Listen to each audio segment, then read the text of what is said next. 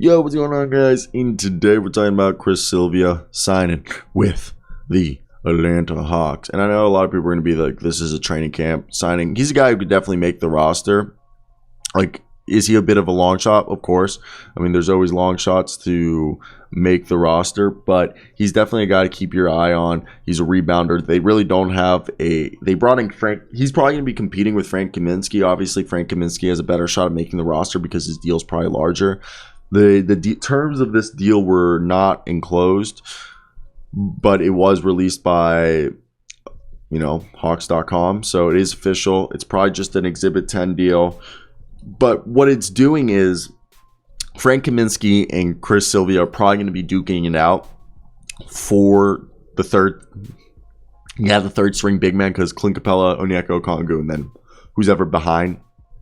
And again, nothing wrong with that. It's just there's always going to be people who need to play those positions. But what I want to say is this is a situation that when you look at it, all right, Chris Silva, what does he bring you? I don't know if a lot of you guys have followed Chris Silva. He's played a lot for the Miami Heat for multiple years. He played for South Carolina Gamecocks in college, and he started out with the Heat. He's played for the Kings. He's also played for last year for the Timberwolves, returned to the Heat, then, spent a bunch of time in the G League.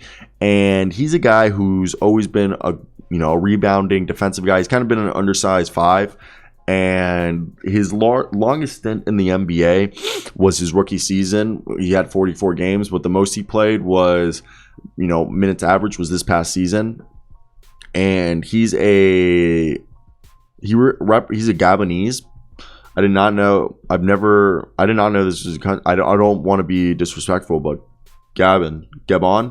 Is it Gabon or Gabon? It's an African country. Gabonese.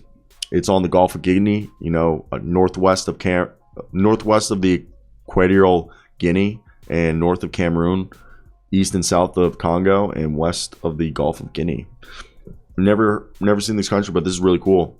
So I never knew that about Chris Silva. The more you learn, and he's definitely just a rebounding, tough guy. And if you look at him, when he was on the Iowa Wolves, he's a guy who averaged 17 points. A block a night, half a steal, 3 assists, 9 rebounds. Every time he's in the G League, he just eats it up. Not a shooter, really just a small ball 5, 6'10", okay? Hey, really just a small center. And he's a fun guy to watch. I wouldn't sit here and be like, oh my God, he's a menace to society. People need to watch out for. Nah. He's a guy who's going to come out and play hard. And he's the type of guy that people need.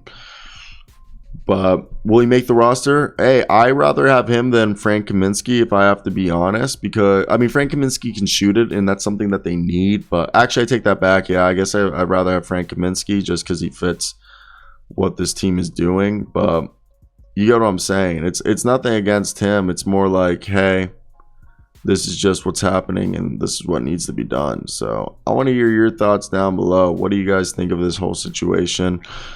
Do you like Chris Silva? And out of Frank Kaminsky and Chris Silva, who do you want to make the roster? Chris Silva obviously can't be put on a two-way contract because he's been in the league for a while. I think it's after 3 years. It's like two-way I know after 2 years, there's a certain point where 2 ways, you can't really give them anymore out. But hypothetically, you can give out 10-day contracts forever. So let me hear your thoughts down below. What do you guys think of this signing? But that's basically it from me. But peace. Oots. But yeah. All right, bye.